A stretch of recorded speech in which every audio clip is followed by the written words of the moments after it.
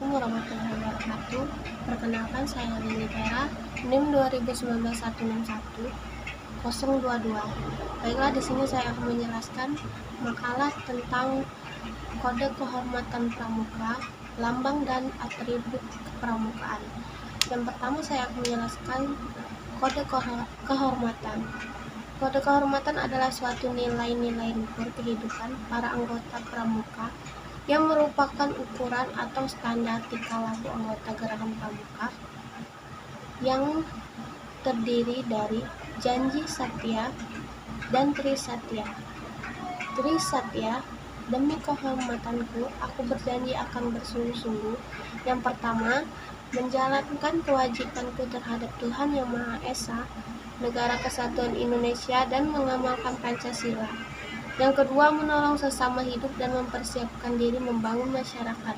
Yang ketiga, menepati dasa dharma. Dasa dharma pramuka itu ialah yang pertama, takwa kepada Tuhan Yang Maha Esa. Kedua, cinta alam dan kasih sayang sesama manusia.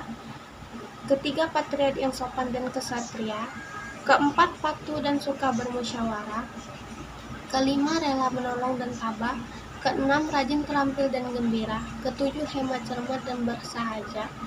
Kedelapan, disiplin, berani, dan setia. Dan yang kesembilan, bertanggung jawab dan dapat dipercaya. Dan yang terakhir, suci dalam pikiran, perkataan, dan perbuatan. Materi yang kedua yaitu lambang gerakan pramuka. Lambang gerakan pramuka adalah tanda pengenal organisasi gerakan pramuka yang bersifat tetap. Lambang ini dipergunakan pertama kali sejak tanggal 14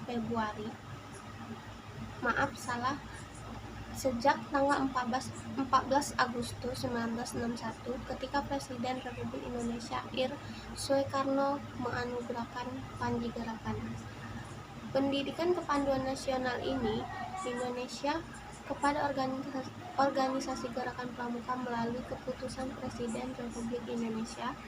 Lambang gerakan pramuka adalah tanda pengenal tetap yang mengkiaskan cita-cita setiap anggota gerakan pramuka.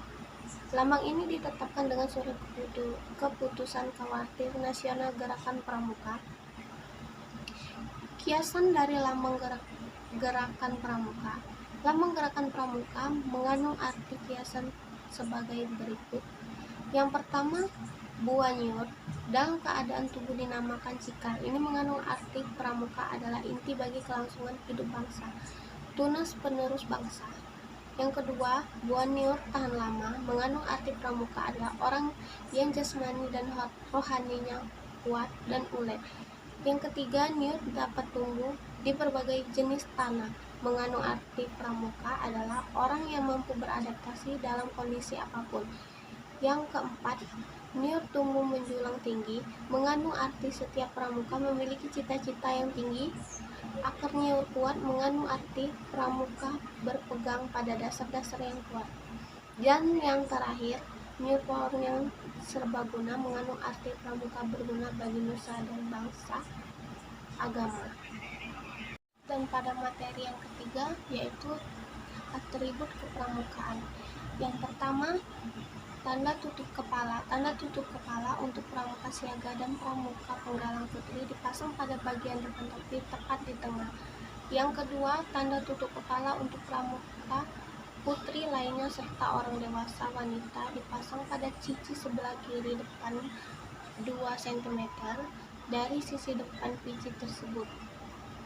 Tanda tutup kepala untuk pramuka siaga, pramuka penggalang, dan pramuka penegak putra dipasang pada baret tepat di atas bingkai baret di sebelah atas pelipis kiri pemakaiannya. Tanda tutup kepala untuk pramuka penengah dan dewasa pria dipasang pada peci hitam di sebelah kiri depan 2 cm dari sisi depan dan 1 cm dari sisi atas peci bersangkutan. Yang kedua, lambang Pandu Dunia adalah organisasi internasional non-pemerintah independen dan non-profit yang menaungi gerakan pramuka paduan di seluruh dunia. Yang ketiga, setangan leher. Dasar setangan leher menggunakan kain berwarna putih dengan pemberian list berwarna merah pada masing-masing sisi kaki segitiga, sisi panjang segitiga, tidak menggunakan list warna merah. Dan keempat, lambang daerah. Logo khawatir daerah sekaligus merupakan bakde dari gerakan pramuka dari provinsi. Merupakan salah satu tanda pengenal dalam gerakan pramuka yang ditetapkan dalam keputusan Partai Nasional Gerakan Pramuka. Yang kelima, tanda kecakapan khusus. PKK adalah tanda menunjukkan kecakapan, keterampilan, kemahiran, ketangkasan, atau keahlian pramuka dalam bidang-bidang yang khusus atau tertentu. Keenam, TKU, tanda kecakapan umum, adalah bagian dari sistem tanda kecakapan dalam gerakan pramuka di samping tanda kecakapan khusus. Tanda kecakapan umum diberikan setelah seorang anggota pramuka menyelesaikan syarat-syarat kecakapan umum. Yang ketujuh, tanda pelantikan. Tanda pelantikan adalah tanda pengenal yang diberikan kepada seorang pramuka yang dikenakan pada pakaian seragamnya. Dan yang ke-8, tanda jabatan. Tanda jabatan adalah tanda pengenal gerakan pramuka yang menunjukkan jabatan seorang beserta hak dan kewajiban melekat dengan jabatan itu. Dan yang ke-9, tanda barung, regu, sangga. Tanda barung siaga. Tanda barung berbentuk segitiga sama sisi dengan puncak di atas panjang sisi segi. Tanda barung tidak bergambar, polos berwarna menurut pilihan anggota warung yang bersangkutan.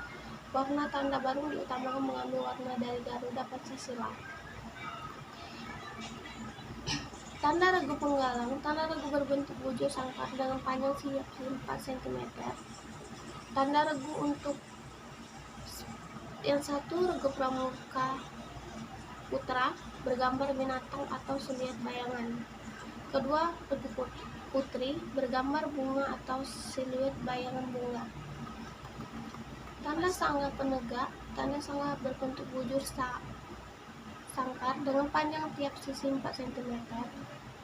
Tanda sangga dapat mengambil nama tahap perjuangan bangsa Indonesia seperti perintis, pencoba, penegas, penobrak, dan pelaksana dengan gambar dan warna seperti contoh terlampir.